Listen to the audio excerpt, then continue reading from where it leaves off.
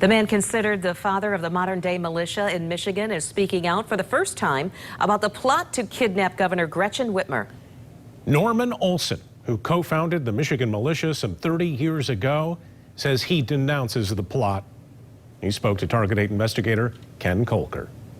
Brian and Sue, Norman Olson, who now lives in the state of Alaska, says he didn't know any of the 14 men accused in the plot to kidnap the governor.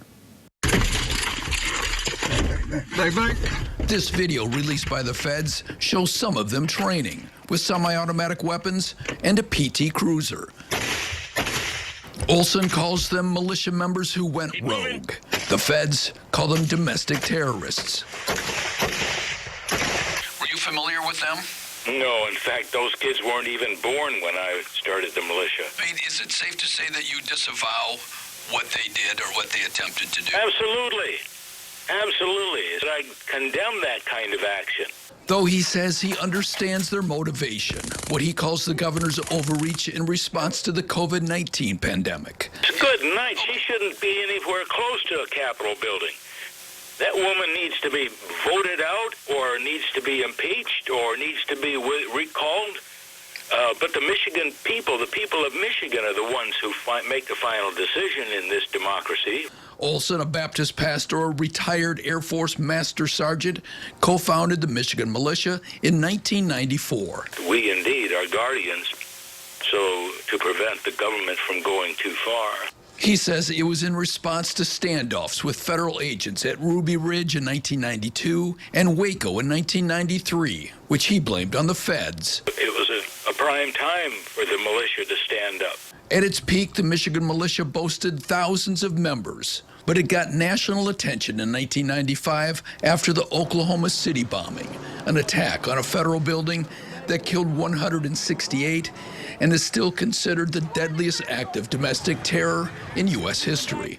The men behind the attack, Timothy McVeigh and Terry Nichols, had attended one or two militia meetings, but Olson says they were not invited back. Further, it recognizes that the citizen and his personal That year, Olson defended the militia before U.S. senators. A militia expert from Vanderbilt University says Olson lost credibility among his followers after he blamed the bombing on a conspiracy between Japan and the U.S. He continues to be an icon for a lot of these folks in terms of what they see as being an ideal leader. Olson and his family, along with Michigan Militia co-founder Ray Southwell, moved to Alaska 15 years ago, forming a militia that he says no longer exists in a town 4 hours outside of Anchorage. He says the original Michigan Militia also no longer exists. It's just a, what do they call a symbol, a title, a legend. Olson says he has followed the kidnapping plot arrests from home.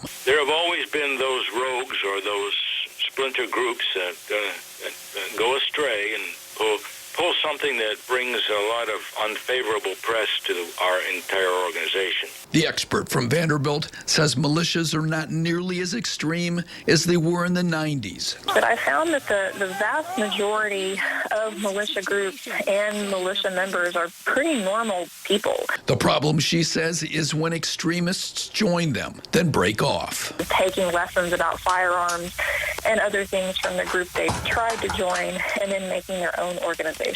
That appears to be what happened with the kidnapping plot. Adam Fox, the accused leader of that plot, who lived in the basement of a Grand Rapids vacuum shop, is a former member of the militia group known as the Michigan Home Guard. Home Guard co-founder and commanding officer Rick Foreman told Target 8 that the group kicked him out because of his lack of self-control. Fox, the feds say, then worked on the plot with members of two militia groups, the Wolverine Watchmen and Michigan Liberty. There are different ways without going to the cartridge box. You know, we have the money box, the taxes, we have the ballot box, the voting system, we have the soap box to get out there and just preach the word under the freedom tree. History is not going to forgive us. If we do it offensively, if we strike first, even though that may seem like a possible solution, it's not. Charges against the 14 men are winding through their way through state and federal courts and will continue to track them. I'm Target investigator Ken Kolker.